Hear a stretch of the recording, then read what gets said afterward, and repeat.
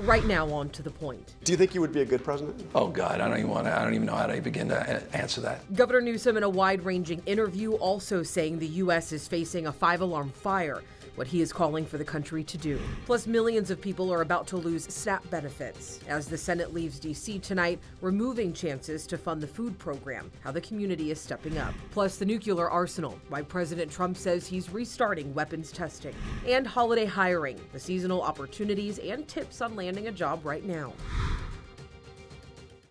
Thank you for joining us on To The Point. I'm Alex Bell, and Governor Gavin Newsom is calling on America to stand up and fight against President Donald Trump to preserve democracy. He discussed that and a whole lot more in a nearly half-hour one-on-one interview with ABC's Jonathan Karl. I want to bring in ABC 10's Becca Hotbegger, who is live in studio, because, Becca, it was a very wide-ranging interview, but you broke it all down. Yeah, seated in San Francisco City Hall, Newsom discussed the missteps of the Democratic Party, in his opinion, reflected on the redistricting fight, and even fielded a question about his presidential ambitions. But a theme throughout the entire interview was his criticism of President Donald Trump. California Governor Gavin Newsom says trying to collaborate with President Donald Trump hasn't worked. He took billions and billions of dollars, $4 billion in the high-speed rail. He's gone after us like no other state, and that's when our state of mind was collaborative. Spare me, come on. Well, people are afraid of his retribution. Exactly, but I'm afraid we're going to lose our country. And where the hell is everybody? Why aren't we standing up to principle? In his interview with ABC's Jonathan Karl, Newsom reflected on where he thinks the Democratic Party has gone wrong compared to the Republican Party and its leader, President Trump. He's attacking every single institution of independent thinking. And he's succeeding because we're still playing by the old set of rules. And so my party needs to focus first and foremost on recognizing that. He says this is why he is leading the redistricting fight, Prop 50, in California's November 4th special election. We are so consumed by being right, and these guys are consumed by power. What do you think the whole redistricting framework's about? My approach now to this moment and what we're trying to do is reconciling that and waking up to that. Here's what's going to change. I'm absolutely convinced of this. All of you are going to be doing analysis. All of you will be doing punditry within hours, days, and weeks after November 4th election, talking about this historic tide towards Democrats, how we won Virginia, how we won New Jersey, how Mamdani won. What does that mean? Does it mean more moderate or progressive folks? And how we won Proposition 50. Newsom calls this a serious and sober moment, code red, like a 5-alarm fire. Look at what he's doing with masked agents. Look what he's doing federalizing the Guard. Look what he's doing to intimidate and voter suppression. Look what he's going to do with the DOJ. Look what he's trying to do to rig the elections. North Carolina, Missouri, down there next Florida, not just in Texas. Jonathan Karl stopped short of asking Newsom whether he plans on running for president in 2028, but did say this. Do you think you would be a good president? Oh God, I don't even know how to begin to answer that. It's that one, truly. I have no idea. I reached out to the White House for a response to the governor's interview. An automated response said, due to staff shortages resulting from the Democrat shutdown, the typical 24/7 monitoring of this press inbox may experience delays. We ask for your patience as our staff work to field your requests in a timely manner. As you await a response, please remember this could have been avoided if the Democrats voted for the clean, continuing resolution to keep the government open. Our To The Point colleague, Jeannie Nguyen, has been asking for a one-on-one interview with the governor to discuss redistricting and other topics. She has been asking that weekly for the past 3.5 months. The governor's press office has denied every request. Alex? Yeah, and to watch the full extended interview with Governor Newsom, you can stream it now on the free ABC 10 Plus TV streaming app. Look for Governor Newsom one-on-one on the home screen. You'll see it right there. And tonight, the government shutdown is moving into day 31. There's no end in sight, and we are only days away from this being the longest shutdown in history. And one thing both parties can agree on is more people will begin feeling the pain, from the federal employees not getting paid to food assistance programs that are running dry. Vice President J.D. Vance was at the White House today hosting a roundtable of aviation, travel, and union leaders who laid out their concerns about the stress on their workforce as air traffic controllers missed their first full paycheck just earlier this week. Do we want those people who keep the aviation system running to not be able to feed their families, to not be able to pay for some of the things that make life worth living? The answer to that question is absolutely. We want them to be able to afford a good life. The only way for that to happen is to reopen the government. The Department of Transportation is reportedly working on recruiting more air traffic controllers as a temporary solution. Senate adjourned tonight and is not expected to meet again until next Monday. Lawmakers trying to get a flight out of D.C. tonight are reportedly experiencing flight delays due to staffing at Reagan International Airport. Other airports tonight are experiencing some similar issues.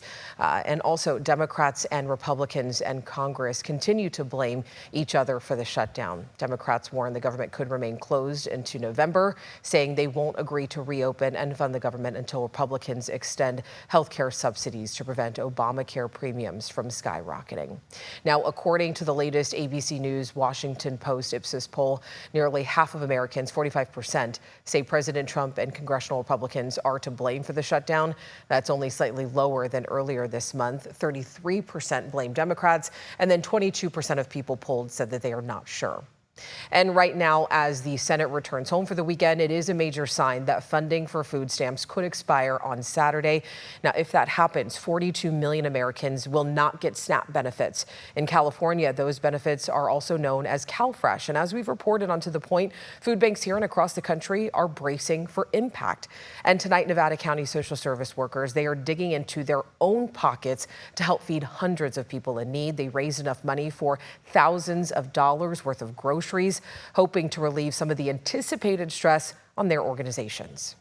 It feels really good knowing that we have pulled together everything behind me, and we can offer them food bags or meals, snacks, and we're not going to be sending them out empty-handed.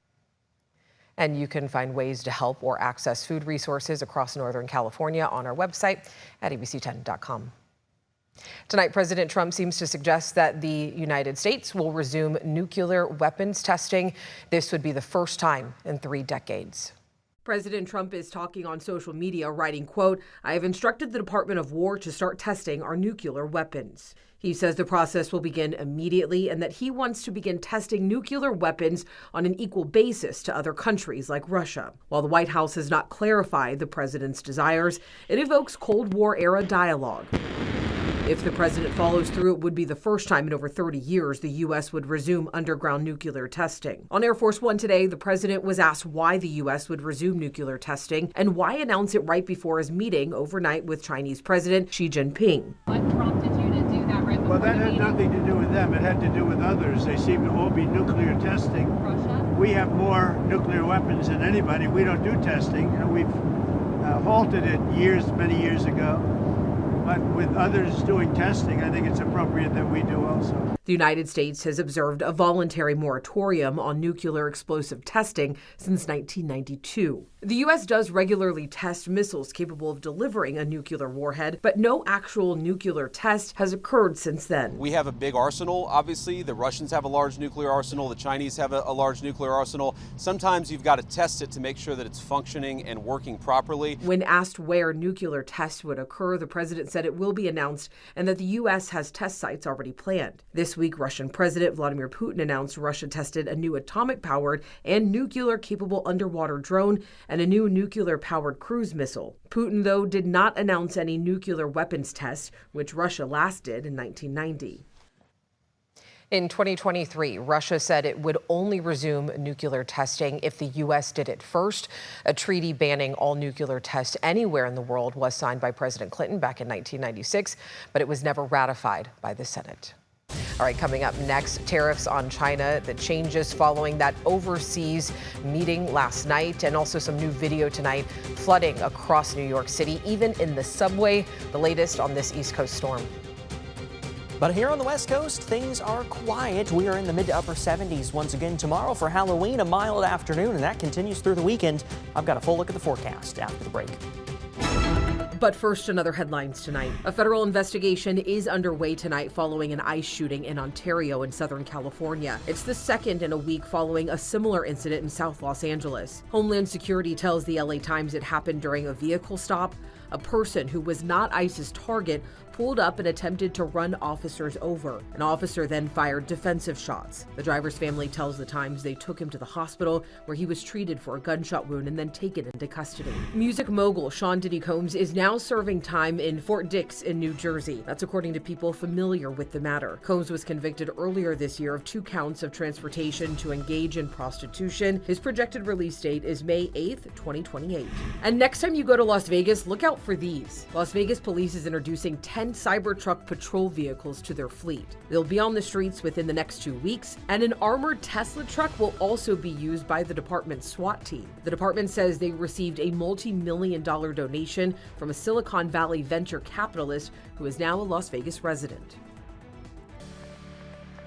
All right, let's get into some new video tonight. At least one person is dead after torrential downpours triggered flash flooding across New York City. Water rushed into subway stations as heavy rainfall battered the city.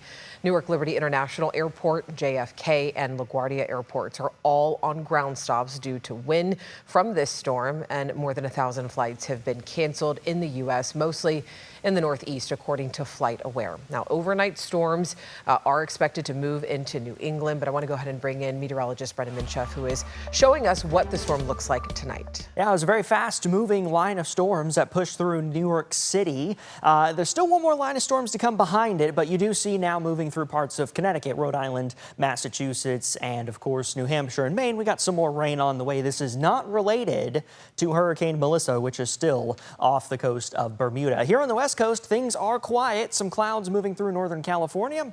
And that's all we got. 79 is what we saw this afternoon in Sacramento, 81 in Stockton, 79 Modesto, 75 in Jackson, 68 in Truckee, and 64 in South Lake Tahoe. Temperatures about 6 or 7 degrees above normal for the time of year. 72 at this hour in the capital city, 72 in Vacaville, 73 Stockton, 75 down in Manteca, 74 Modesto, 78 in Colusa, 64 Nevada City, and 50s in the Sierra. As we start Friday morning, October 31st, last day of the month, 50 in Sacramento, 48 Fairfield, 51 Stockton, 52 Modesto, upper 20s in the high country. Definitely a chilly start, bringing the jacket. Friday afternoon, of course, Halloween, 77 degrees, basically a repeat of what we saw today. Some clouds, 79 in Elk Grove, 78 Stockton, 78 in Modesto, 81 up in Colusa, mid to upper 70s in the foothills, mid to upper 60s in the high country. For that trick-or-treat forecast, temperature is going to be in those low to mid 60s at 6 o'clock, and as we get past sunset, we'll be falling into those mid and upper 60s. High pressure just a little bit to our south, builds in a little bit for Saturday, but then moves back out again. As that high pressure moves out, it's going to briefly open the storm door, especially for midweek. So we're going to be watching this system on Wednesday. Both models, both main global models, the European model and the American model, are showing widespread rain and some snow above about 3,500 feet, but this is still a little more than a week away. So we're not going to get too hung up on the details. Just know midweek could be tracking our next system. In the foothills, low to mid 70s the next several days. In the high country, mid 60s through the weekend. By the time we get towards Election Day, things are going to be running a little bit cooler. We're going to be in the mid 70s in the valley with building clouds. There's our next system, bringing in rain chance on Wednesday, and after Election Day, it does look like we'll be in those 60s. Alex. All right, Brendan, thank you. Right after the break, make sure you stay with us because we're going to be showing you the latest on the recovery efforts and also the international aid pouring into the Caribbean, including a crew from California. And then holiday hiring is in full swing during an uncertain time. A look at the job market and how seasonal work could turn into something more permanent. Welcome back in. California is sending a search and rescue team to Jamaica after Hurricane Melissa tore through the island as a Category 5 storm. At least 30 people have died, and there's widespread destruction in Jamaica, Cuba, and the Bahamas. Today, the hurricane was continuing towards Bermuda as many were just starting the recovery process. Caravans of vehicles were seen as first responders and others tried to make their way through the aftermath. The situation here is devastating. We need all in help that we can. And conditions are going to deteriorate as the day progresses. The United Kingdom, China, and the United States announced humanitarian funding and resources will be sent to those affected across the Caribbean. All right, let's get into your price points now. President Trump says tariffs on China have been lowered from 57% to 47%. This rate is still higher than when Trump's second term began. And the trade truce for now is only temporary. We have a deal. Now, every year we'll renegotiate the deal. but I think the deal will go on for a long time, long beyond the year. We'll negotiate at the end of the year. The deal was announced following Trump's meeting with Chinese President Xi Jinping. He says China has also agreed to resume buying American soybeans. Their boycott has pushed some American farmers towards bankruptcy. China also said it would delay restrictions on the sale of rare earth minerals that are critical for smartphones and also cars. German sportswear maker Puma is cutting 900 jobs by the end of 2026 as sales continue to decline. The company says that they saw a 10.4% decrease in its third quarter. They say it's due to lower demand and U.S. tariffs on imports. And as we enter the holiday season, several companies are hiring. They're adding thousands of temporary jobs, while others said that they're actually scaling back. Reporter Jen Sullivan looks at who's hiring and also how to land a job. Holiday hiring is ramping up. Many companies have added thousands of seasonal jobs, but it also comes at a time when many of the same companies are also announcing steep layoffs. We've certainly seen organizations taking a little bit more of a measured approach as to hiring right now. Dawn Fay with recruiting firm Robert Half says the good news is seasonal jobs can provide some benefits and may turn into full-time jobs after the holidays. You're earning compensation, you're building your resume, you're learning skills, you're getting professional individuals, you're adding to your network and getting references as well too. Target says last year, more than half of their seasonal hires were offered the chance to stay on after the holidays. The retail giant recently announced they're adding seasonal jobs, but didn't specify how many. The news, though, comes as the company announced it's cutting 1,800 corporate jobs. Amazon also announced mass corporate layoffs this week, but the company says they're still hiring 250,000 people for the busy shopping season. The U.S. Postal Service is adding 14,000 seasonal jobs, which sounds like a lot, but it's far less than the 40,000 just a few years ago. Fay says these seasonal jobs aren't just in the retail space. There's a lot of customer service opportunities. There's a lot of IT opportunities. We see across companies and industries a lot of opportunities in the accounting and finance space. So how do you find these jobs? When you're looking for these opportunities, to do job searches on words such as seasonality, temporary. Fay also recommends job seekers consider contract work. Many companies hire temporary workers for projects this time of year. Coming up, a preview of what we're working on for tomorrow, as 2025 has been devastating for some national parks. Demand for electricity in California is growing. We're going to need all options on the table. With increased costs, everything seems to get more and more expensive all the time. And a changing climate. It is the country's most aggressive initiative to reach zero carbon. What's being done to make sure the power stays on? All of this requires a lot of coordination, a lot of collaboration. Watch California's power struggle, balancing cost, climate, and demand. Streaming now on the ABC 10 Plus app. Coming up tomorrow and To the Point. First, it was DOGE cuts and now the government shutdown. 2025 has been a difficult year for some national parks like Yosemite. Tomorrow, we head inside the park to see how staff is filling the gaps and organizations are chipping in, worried about the eventual impacts.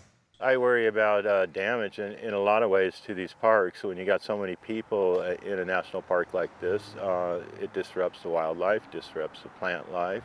Trash gets left everywhere. I clean up trash. That's what I've been doing for 22 years with a bunch of volunteers in the Yosemite facelift, and we've cleaned up 1.2 million pounds of trash.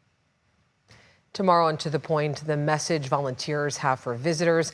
That's right here at 6:30. As always, thank you so much for watching and for always inviting us into your home. If you have something that you think me and the team should be looking into, you can always email us at tothepoint@abc10.com. Have a great night, and don't forget to download the free ABC 10 Plus TV streaming app so you can watch the news anytime, anywhere, and you can catch up on any news that you missed. You can catch up on stories as well as full shows. Have a great night. I'll see you tomorrow.